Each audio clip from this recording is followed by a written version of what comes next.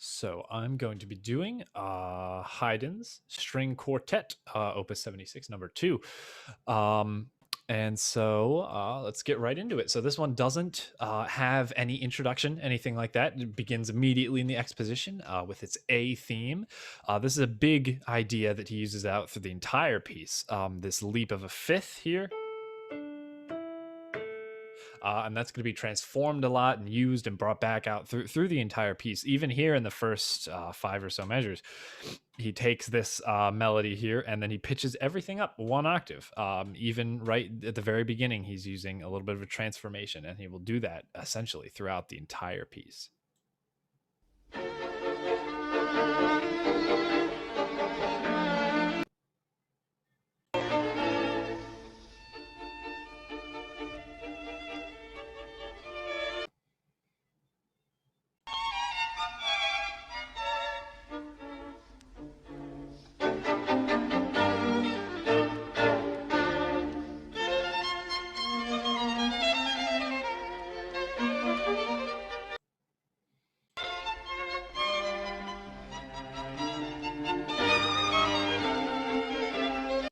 And so we just heard the B section. Well, kind of the B section. Haydn does kind of a weird thing in his exposition where he sort of gives it in theme groups, you could kind of think of, where we've got this first one of this A section, then this B section, and then the second time we get A prime, where the A melody is transformed a little bit, and then we get B, but we get the same exact B that we're hearing right here. It seems that the B section, at least in this part right here, is very short. It's only really these 5 measures here, because as we go on later, we get directly back into the A prime section. But he seems to use the B section to be sort of the transition. It doesn't really appear to have, that strong of a modulation. There's never like a big cadence that we hear. Especially we have this F sharp here, and we've got all this chromaticism. Eventually it will sound a little bit in F, because the A prime is in fact an F, the relative major of D minor. And so again, we can see this B section very recognizable. The little interesting parts to it: you have this run up, you've got a little trill here, and then you have this oh, my piano doesn't go up that high. You have this little grace note, and then run down, which is exactly the same as the second time this B theme comes back in, even though the A theme sounds different from its original.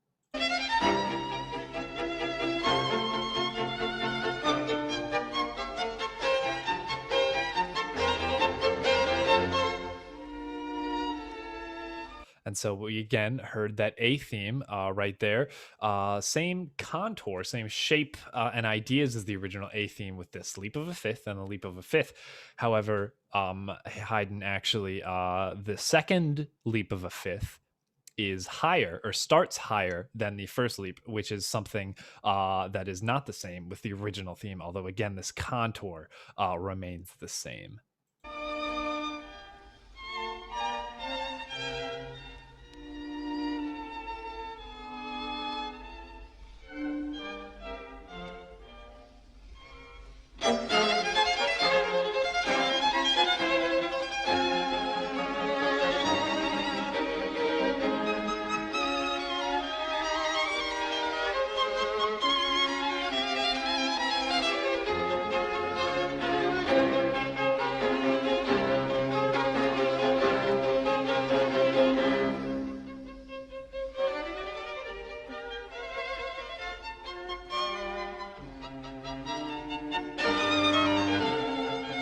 And then there's once again our B theme with that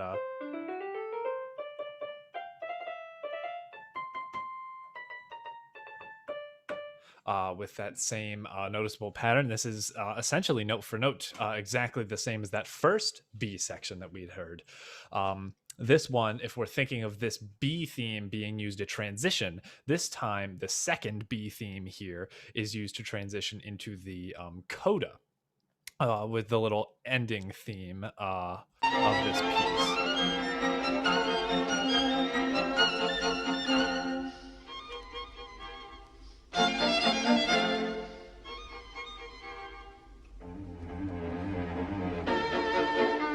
And so this recording then repeats back to the beginning.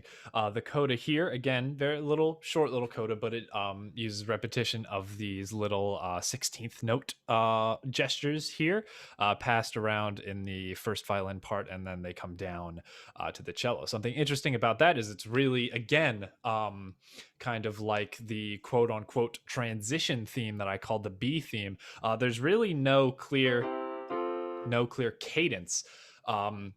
Eventually the bass just has these little running 16th notes, but there's really nothing that makes us sort of feel like we're in a key. You might still think that we're in F, which is do ti do, do re do ti do there, before again Haydn repeats back to the beginning here.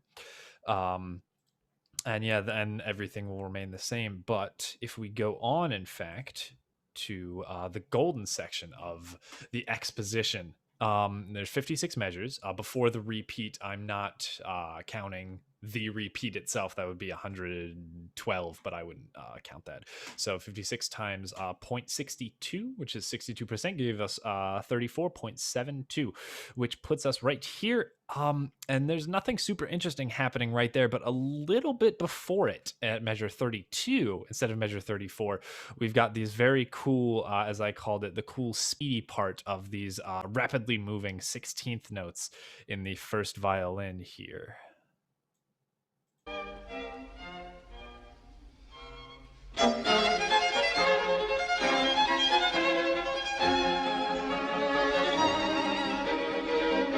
And so it's this essentially kind of like this introduction of this new little mini part, which sounds very cool with this violin having these very fast repeated notes.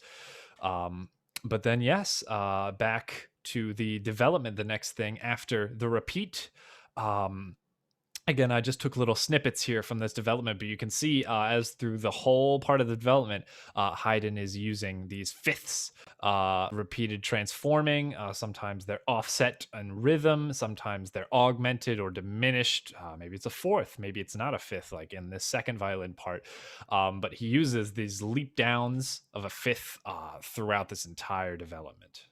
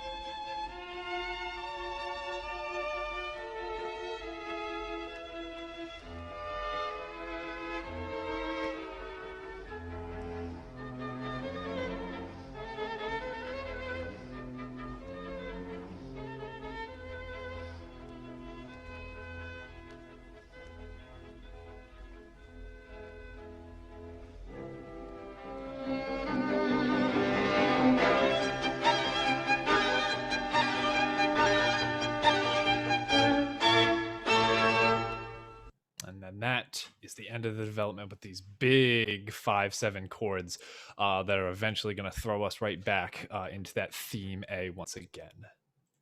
In the golden section, in the development, they're a little bit shorter. There's only 42 measures in the development, which puts us at about measure 26. However, there was not a whole lot really interesting going on anyways in this part.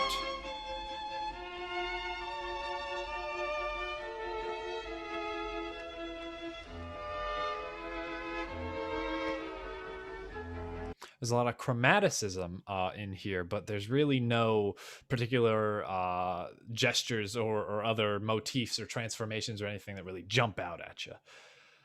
And then the development, again with those big chords, big 5/7 chords before the fermata, will bring us right back in theme A.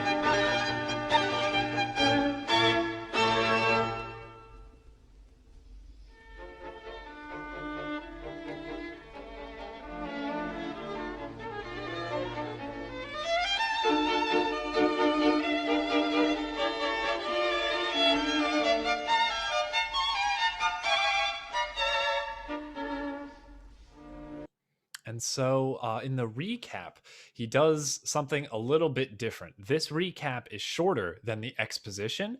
Um, he does a few interesting things. He doesn't repeat it note for note. You can see that there's the same melody, the same accompaniment. He adds a little bit of extra flourishes as he goes up this octave. Um, but you can see here that there really was no sort of quote unquote B theme or quote unquote transitional thing that he had in the exposition. Remember that run up, and then there was a trill, and then there was that big grace note leap of an octave, and there was nothing like that in the exposition. We do eventually get to hear a sort of repetition of the A theme again in the same key instead of in the modulated key of F that we heard in the exposition, because this is the recap and it's going to, oh goodness, I'm sorry, and it's going to stay in the same key. So I can start to play, because the main theme, or rather in the recap, he expands more upon the A theme than he does, because there's no real recap, or rather, not recap, transition.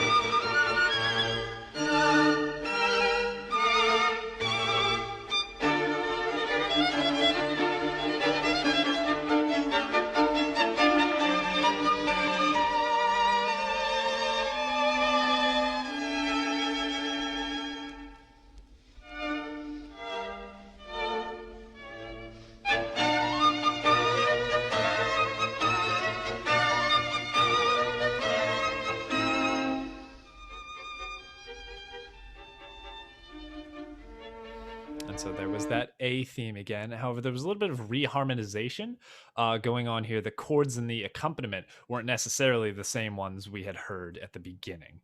And part of the reason I think he didn't include some kind of a B theme in this is because he chose to have another repeat at the end of his recap, which is something you really don't find. I get this isn't perfect sonata allegro form, but you really don't find a second repeat. There's always usually a repeat at the beginning, or sometimes if you find a repeat, it wants you to go back to the development, which this recording that I have actually chose not to do, and the recording continues onward. But he has a bit of maybe lengthy. This coda in the recap here is a little bit longer than the coda that we had seen in the exposition. Now, something very interesting about this coda, or we can wait to see. We can hear that they do not take the repeat, but go on to this other chord here and then continue. This is where the coda begins with these very fast 16th.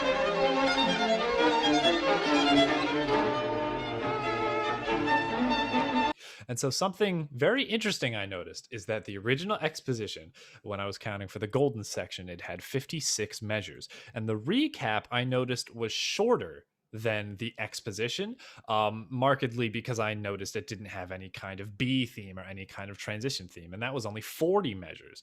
However, this coda here, if you can count right here, this is the entire coda after the repeat that we'd seen there. And you can count that this is 16 measures all the way into the end, 3, 6, 9, 12, and then 16 there.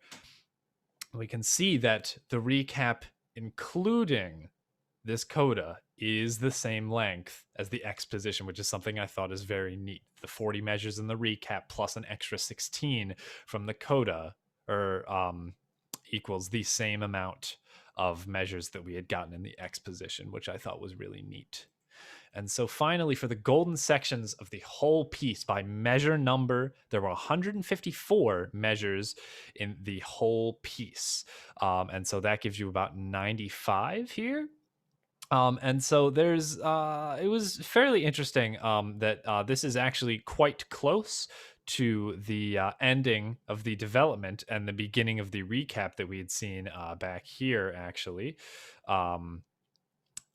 And so a little bit before that, you do have these cool little ascending patterns that are being switched back and forth between the two leading violins until very close to this golden section again. We hear the big cadence that brings us back into the recap. And then, however, the golden section by time. So it was about 6 minutes and 40 seconds because this recording did not choose to take that repeat here that we saw in the recap. They chose to just go through it the whole time. So that gave us 6 minutes and 40 seconds. And so 6 minutes 40 seconds is 6 2/3 about times 62 again, or 0.62 rather, gives you 4.13, or about 4 minutes and 8 seconds, which brings you right about here at this measure in the development. Not a necessarily important part, but it sounds very interesting. As right before that, you had all this syncopation with again these varied fifths that he's using from that beginning A theme and transforming them and syncopating them by rhythm. And right after that, we get these big stabbing, big, fully diminished chords right in there. It was around 4 minutes and 8 seconds. Right there. I'll rewind it a little bit more so you can hear it a little bit better. But get these big fifths.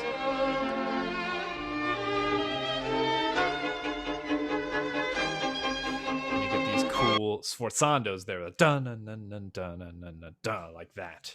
And that is approximately where the golden section of this whole piece would be. Is very interesting. So yeah, Haydn's his string quartet is not traditional sonata allegro form, but however still obeys the conventions very well, or fairly very well anyways, in keeping with all the themes and everything like that, and having the form. And it's a very interesting piece.